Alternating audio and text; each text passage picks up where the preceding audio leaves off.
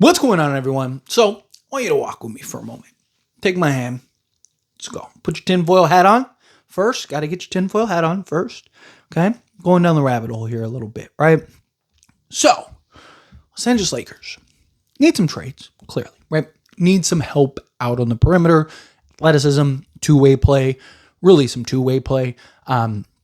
It's early, right? Like December 15th is when a lot of guys start to become available. A lot of guys are, I think it's like 75% of the league or whatever usually becomes available. And then January 15th, like everyone else that can become available, becomes available into the trade deadline. But we've seen in previous years, Lakers will try to make an early trade. Lakers will try to make, something or get something done. And I think it's really odd. Two things in particular, right? One, the Lakers signed Drew Timme to a two-way contract and have yet to waive anybody at the time of recording this video. Now, maybe that's changed. We will see, right? Maybe even while you're watching this video, we get announced. There are rumors floating around that it will be Christian Koloko, but there's not been any confirmation. Again, at least time of recording this video and the posting of this video. Nothing, right? You can even look up the Lakers two-way guys on the official G League website and the official NBA website, and it lists Chris Manning, Nick Smith Jr., and Christian Koloko. It doesn't say anything about Drew Timme. So either A, they're not actually braiding Drew Timme on a two-way, which then all those reports and everything were inaccurate. They stemmed originally from Brett Siegel. So either Brett Siegel got some wrong information or something, or B, they haven't fully completed it yet, and they're evaluating and seeing, like, okay, do we want to get off Koloko? Do we want to get off Chris Manning? They're not getting off of Nick Smith Jr. They're not getting off of or they shouldn't get off of Chris Manning. I mean, the guy looks like Alex Caruso in the G League. I mean, the guy's out there averaging like 3 blocks and 4 steals a game. The guy's been ridiculous on the defense side of things. And again, the exact kind of player that we need. He's got good size, good athleticism, right? He could be ideal for this Lakers team. Lakers might have found a real, at least defensive gem in Chris Manning. We'll see if his offense can translate to the NBA level, right? So the only guy that makes sense is Christian Koloko. Right?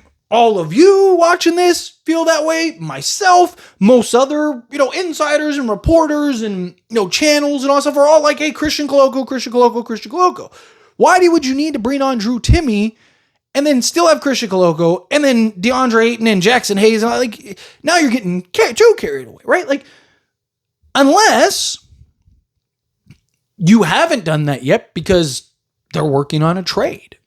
Right? It is very possible, right? Because just because, again, December 15th is when a lot of guys become available, doesn't mean that there aren't guys available right now. Keon Ellis, for example, right? Apparently, Sacramento's willing to do business today. Well, I've talked about if you're going to do something like that, say with like Keon Ellis, just using him as an example, right? You might have to take on a Malik Monk or, a Dennis Schroeder or something like that to really incentivize Sacramento. Like, hey, we could give you Connect in a second, but if other teams are going to be in the mix, there's other teams that might be able to give you maybe even a better young player or, might give you 2 seconds or whatever. So how do the Lakers incentivize a team like Sacramento? I'm just using them as an example. It could be somebody else we're not even thinking about, right? So, but I'm just using Sacramento as an example to kind of get my point across, right? There is a potential that you have a trade being worked out to where you might have to take on a Dennis Schroeder or, like I mentioned, a Malik Monk in order to bring on a Keon Ellis, which means you would need to open, or you would more likely not open up a roster spot. You're likely doing a 3-for-2 trade or something like that, which would open a roster spot. So this is where the tinfoil hat comes on, right? Keep it on. Right? Okay, so say the Lakers are going to pull off, let's say it's Malik Monk and Keon Ellis. You have to get to basically $20 million, right? So maybe you're doing something like Gabe Vincent and Maxi Kleber for those two. Okay, if you do that, well, then you might need another big man. So maybe they're bringing in Koloko onto the main roster and then Drew Timme up into the backup role. Or the two-way role. Or again, maybe you open up a raw spot. It's like, hey, let's bring in, let's say you bring in Dennis Schroeder, right? And you get off of Connect and whatever, Gabe Vincent and whatever else, and bring in Dennis Schroeder, right? Because I think you could do Dalton Knecht and Gabe Vincent if I'm not mistaken, right?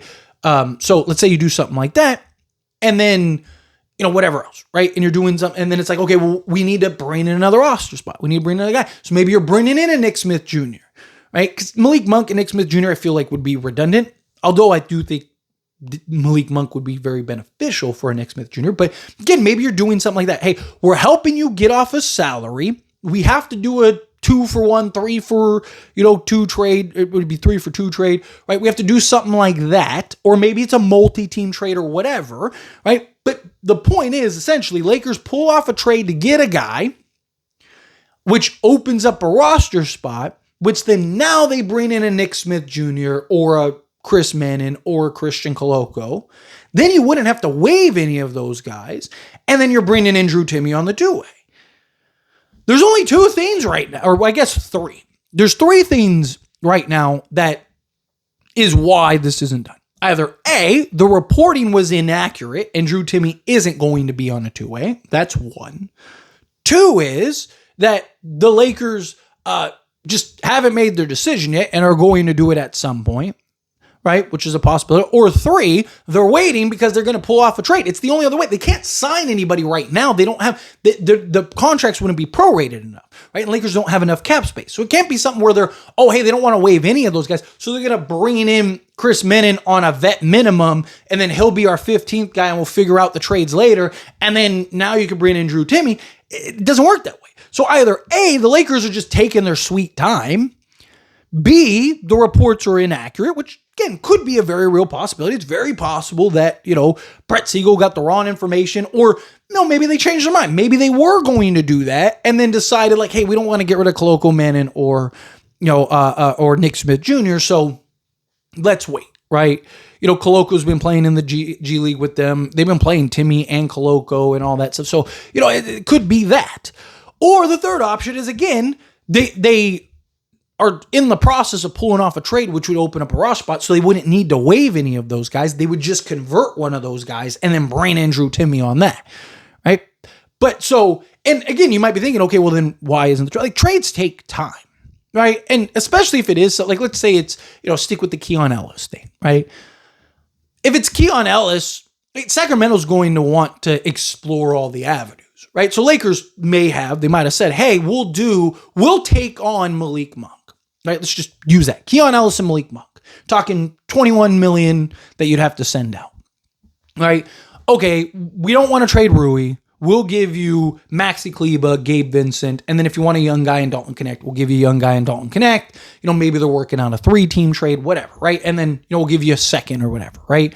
So basically Knecht in a second for that, and then to add to the pot, we'll do that. Well, Sacramento doesn't have to take that immediately. They could take their time, shop around, like, hey, this is what the Lakers are offering. Can you beat that? Or would you be willing to take on Malik Monk? Would you be willing to give up this player? Whatever, right? They can do their due diligence. Or, again, maybe they're trying to find a third team. Maybe they're like, hey, we want Dalton Knecht and we want Gabe Vincent, right? Especially if we're getting off of Malik Monk or whatever, right? We want those two, but we don't really want Maxi Kleber. But the only way to really do the trade would be with Maxi Kleber. And so, maybe you find in a third team like, hey, do you want to take Maxi Kleber, right? Or maybe Jared Vanderbilt. I mean, Jared Vanderbilt's got 2 straight DNPs, right? All of us are like, why is Jared Vanderbilt not playing? What is going on? What is happening? What if the Lakers are about to make a trade and the Lakers are about to get off of Jared Vanderbilt? Jared Vanderbilt's making $10 million. What if it's Gabe Vincent, Jared Vanderbilt, and Dalton Knecht? That gets you to $25 million. Like I said, you have to clear, you'd also have to fill up, or clear enough cap space to sign a guy, right? So that would do it, where you're clearing off enough cap space. Sacramento gets those 3, they get a Jared Vanderbilt or whatever, and then, Lakers bring in a Keon Ellis, a Malik Monk, and then now convert, probably wouldn't convert Nick Smith Jr. at that point, because again, you got Malik Monk, unless, it's like, hey, he's more NBA ready, so we can just have him in a pinch. Maybe that's why.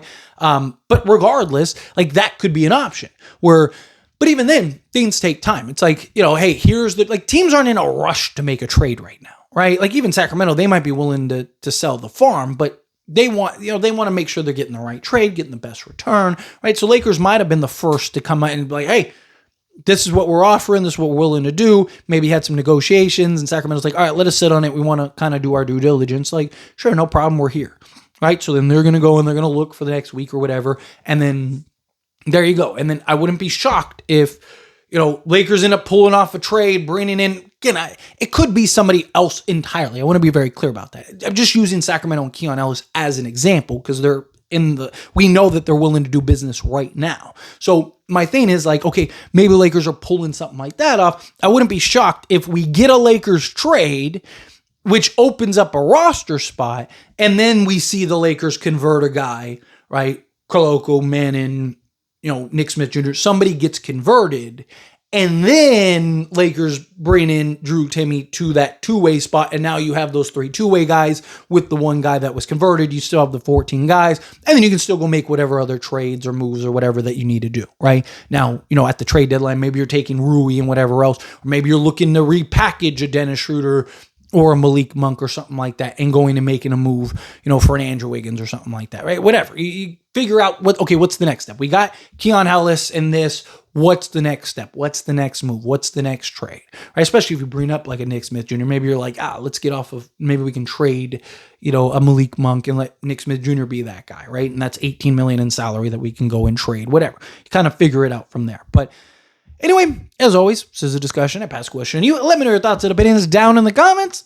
You can take your tinfoil hat off now until another theory video, but let me know your thoughts and opinions. Either way, do you think that this is a possibility? Do you think like, no? Do you think that maybe the information was just wrong? It happens, right? Or again, like I said, Lakers may have changed their mind. Maybe that was really their intention and then just decided like, we don't really want to go that route. Let's be patient and let's wait and see. Maybe they'll do it in December or whatever, right? Like there's a million things that could have played out at that point. Do you think it's that, or do you think like, no, maybe a trade is coming? I'm hoping it's a trade. I'm hoping we get that first kind of early trade and then, go get that other trade maybe closer to the trade deadline or whatever. But let me know your thoughts and opinions down in the comments. That being said, if you haven't liked this video, hit that like button. Helps me out. It's me enjoy these types of videos, and I truly appreciate it. Not subscribe channel, hit that subscribe button. Turn on the bell notifications. Appreciate y'all. See you in the next one. Thank you.